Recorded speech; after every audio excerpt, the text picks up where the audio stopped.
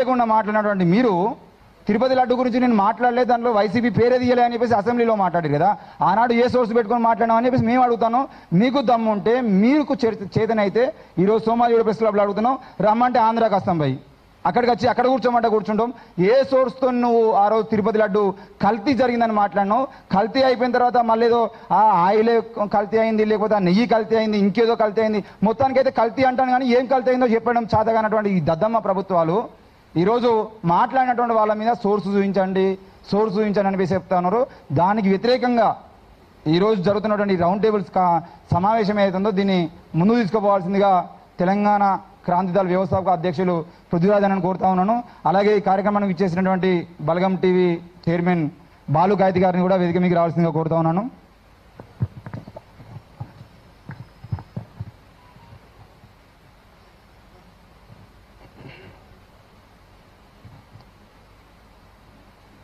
తెలంగాణ రాష్ట్రం ఆవిర్భావం అయిన తర్వాత కూడా 12 ఏళ్ళు అవుతున్నది.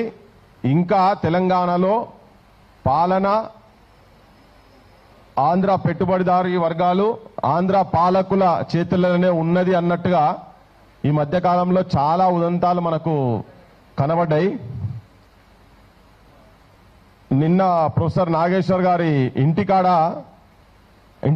తనను అరెస్ట్ చేస్తామని చెప్పి ఆంధ్ర నుంచి పోలీసు వాళ్ళు వచ్చిండ్రు అని చెప్పి తెలంగాణ పోలీసు వాళ్ళు పోయి వాళ్ళే అరెస్ట్ చేస్తారో అని చెప్పి కాపాడేందుకు మేము వచ్చినామని చెప్పని ఆడ అంటున్నారు.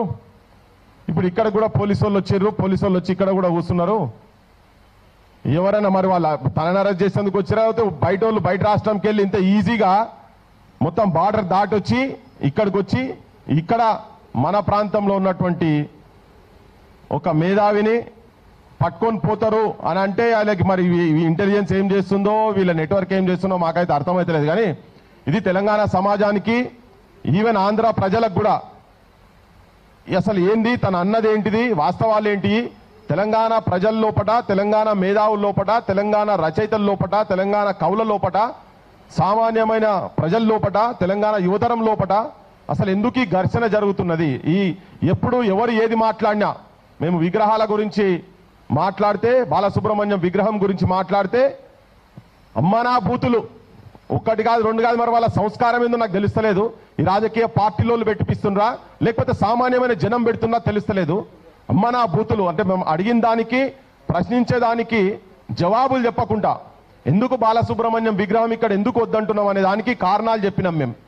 ఇలా రేపు ఎన్టీ రామారావు విగ్రహం పెడుతున్నారు, ఇక్కడ మైత్రివనం దగ్గర ఎన్టీ రామారావు విగ్రహం పెడుతున్నారు. తీసుకొచ్చిన రాత్రి మామూలుగా కాదు, పటాకలు పేద ధూమ్ధాం చేసిర్రు, రాకెట్లు కొట్టిర్రు, పటాకలు కొట్టిర్రు, పెద్ద సౌండ్లు సప్పుడ్లతోటి. మైత్రివనం అది కూడా బిజీ ఉండే సెంటర్ దగ్గర ఇంత ఉత్సవాలు చేసుకుంటా ఎన్టీ రామారావు విగ్రహాలు ఇక్కడ ఎందుకు పెట్టాలి, మేము ఎందుకు వద్దంటున్నాం అనేది కారణాలు చెప్తే కూడా ఒక కిరాయి గొంతుకు ఇక్కడ ఎందుకు పట్టాభిషేకం చేయాలని చెప్పని మేము ప్రశ్నిస్తే, దాన్ని అసలు మీకు బతకరాదురా, మీకు అన్నం తినరాదురా, మీకు వ్యవసాయం నేర్పించింది మేమే, మీకు బట్టలు దొరుకుచుడు మేమే, ఇట్లా ఘోరంగా నీచంగా హీనంగా అంతకుముందు సినిమాలలో ఉండేది ఇప్పుడు బహిరంగంగా సెల్ ఫోన్లల్లా వాళ్ళ భాష, వాళ్ళ సంస్కృతి, వాళ్ళ సాంప్రదాయాలు, ఇగో వాళ్ళ పద్ధతులు ఎట్లున్నాయో ఈ సెల్ ఫోన్లలో మొత్తం వాళ్ళు ప్రదర్శిస్తున్నారు. వాళ్ళ లోపల ఉన్నటువంటి బూతు పాండిత్యాన్ని ప్రదర్శిస్తున్నారు వాళ్ళు.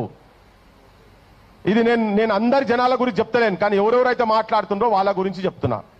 ఆఖరికి ఎట్లయిపోయిందంటే పరిస్థితి, తెలంగాణలో దిష్టి తగిలిందనే కాడికి అక్కడ పవన్ కళ్యాణ్ అంటేనే మాట్లాడే కాడికి పోయింది.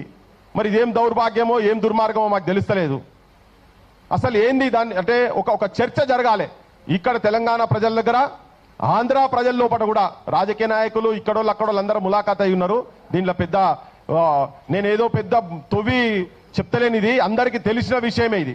కాకపోతే మేము ఎందుకు మా సంస్కృతి మీద, మా సాంప్రదాయాల మీద ఎందుకు దాడి జరుగుతున్నది. ఇలా మేము అన్నాం, ఇక్కడ ప్రభాకర్ రెడ్డి విగ్రహం పెట్టండి, ముఖ్యమంత్రి రేవంత్ రెడ్డికి చెప్పినాము, ఒక ప్రభాకర్ రెడ్డి గారి విగ్రహం పెట్టండి, ఒక పైడి జయరాజ్ గారి విగ్రహం పెట్టండి, లేకపోతే సుక్క సత్తయ్య గారి విగ్రహం పెట్టండి, లేదు సినారాయణ రెడ్డి విగ్రహం పెట్టండి. ఇట్లా చాలా మంది ఉన్నారు, దాశరథి రంగాచార్య ఉన్నారు. ఇట్లా అంటే చెప్పుకుంటూ పోతే పేర్లు చాలా ఉన్నాయి. పోనీ ఒక ముఖ్యమంత్రి, మాజీ ముఖ్యమంత్రి అనే కనుక అనేది ఉంటే ఆయన చాలా బొచ్చడు వచ్చినాయి ఇక్కడ ఆల్రెడీ. ఓ గల్లీ గల్లీకి విగ్రహం ఉండనే ఉన్నది. ఇక్కడ ఆల్రెడీ ఎన్టీఆర్ ఘాట్ కూడా ఉన్నది, పాడయ్యో 4 ఎకరాలు 5 ఎకరాలలో ఉన్నది ఆల్రెడీ. ఇప్పుడు మేము కూడా ఏంటంటే మేము కూడా ఆలోచించాల్సి వస్తుంది. మీరు ఇంత అతి